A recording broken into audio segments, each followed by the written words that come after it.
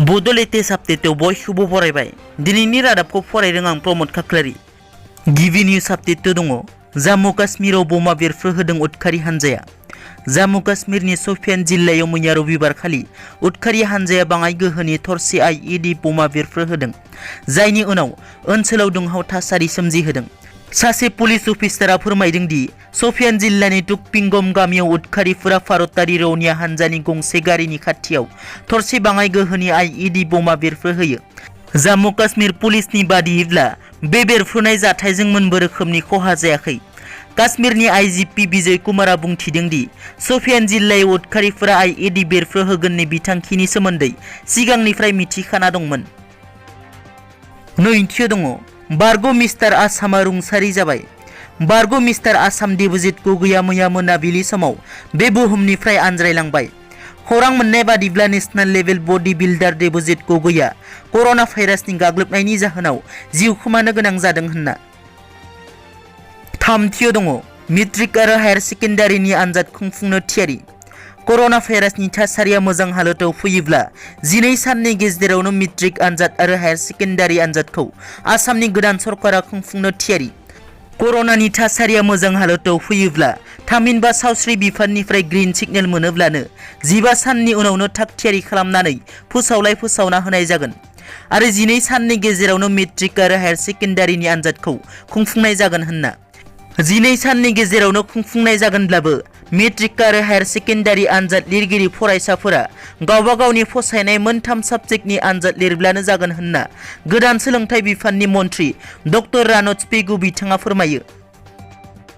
ब्रैथियाव दङ। बर' हारिखौ हाग्रायाव थाग्रा एबा जंगलि बुंदों। बावैसो सान सिगां ससियेल मिडियायाव नंखाय खौराङा गोसारदोंमोन। बे खौराङानो जाहैबाय सासे बर' सिख्लाया दख'ना गाननानै मडार्न डान्स मोसानायलाय सिख्लाखौ रायजोफोरा हमनानै बुनायलाय सिख्लाया लाजि मोननानै गावखौ फोजोबस्रांना लानाय ससियेल मिडियायाव नंखाय खौराङा गोसारदोंमोन। बे नंखाय खौरांनि सायाव सुमि गगৈ मुंनि सासे सुबुङा गावनि ससियेल मिडियायाव बर' हारिनि सायाव गाज्रि राव बाहायना पस्ट खालामदों।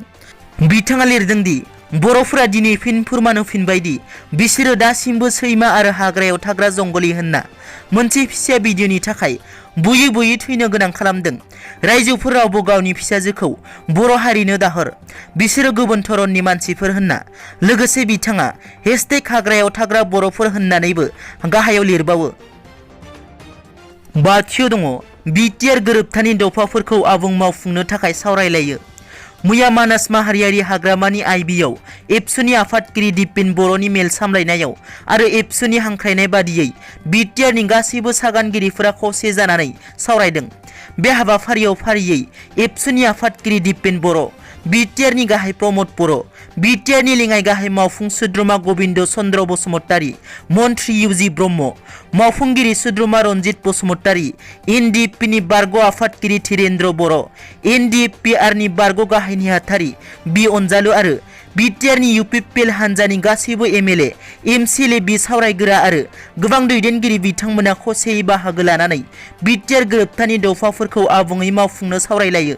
मिथिनो मोननाय बादिब्ला बे सावरायनायाव बिटिआर गोरोबथानि दफा बादियै सिमा बारायनाय, एनडिएफपिनि केसफोरखौ फोजोबस्रांनो, एनडिएफपिनि सोद्रोमाफोरा सरकारनि अनसुंथाइ मोननांगौनि सायाव, बड'लेण्ड सोमावसारनायाव मुंख्लं जानाय नखरनो सरकारनि राङारि अनसुंथाइ होनांगौनि सायाव, एनडिएफपिनि गासैबो जोबथेसालियाव थानाय मावथिफोरखौ उदां खालामनाय, कार्बि आंलंनि बर'फोरनि सायाव बिकेडब्लिउएसिनि मावनो गोनां हाबाफारिनि सायाव, सरकारि नङै फरायसालिखौ सरकारि खालामनांगौनि सायाव बिटिआर गोरोबथानि गेजेरजों मोननो हानाय मोनफ्रोमबो फसंथानफोरखौ मावफुंनो थाखाय गुबैयै सावरायनाय जायो होनना।